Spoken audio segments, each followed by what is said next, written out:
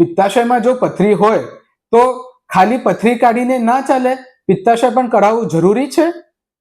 હાય, હું ડોક્ટર અનુપ પતકી, એક board certified general laparoscopic સર્જન. મારા 20 વર્ષના અનુભવ અને હજારો કેસીસ કર્યા બાદ હું તમને આની વિશે થોડી ક્લેરિટી આપીશ.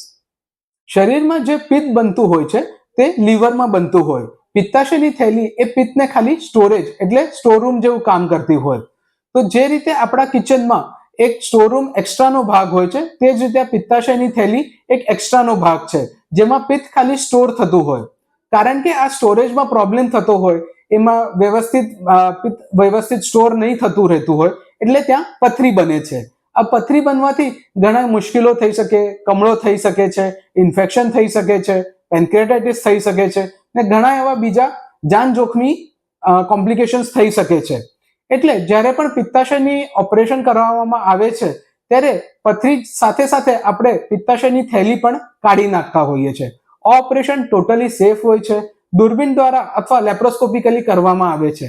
હોસ્પિટલમાં તમારે 1 રાત જેટલું અથવા 2 રાત જેટલું રોકાવું પડે છે. ઘરે તમારે 2 થી 3 દિવસ જેટલી રેસ્ટ કરવી પડે છે. નોર્મલ એક્ટિવિટીઝ તમે 4th ઓર 5th ડે થી કરી શકો છો. ઓપરેશન કર્યા બાદ તમારે જે આગળ ખાવામાં તકલીફ પડતી હતી, ખાધા પછી પેટ ટાઈટ લાગતું હતું અને એસિડિટીની તકલીફ હતી, એ બધી તકલીફો મટી જશે.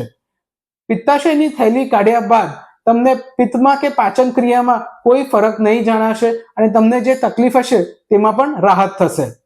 જો તમારે પિત્તાશયની પથરી હોય ને એની માટે તમે ડિટેલ કન્સલ્ટેશન ઈચ્છતા હો તો તમે મને મળી શકો છો મારી હોસ્પિટલ જે છે રેમિડિયલ મલ્ટીકેર હોસ્પિટલ, અડાજણ, સુરતમાં.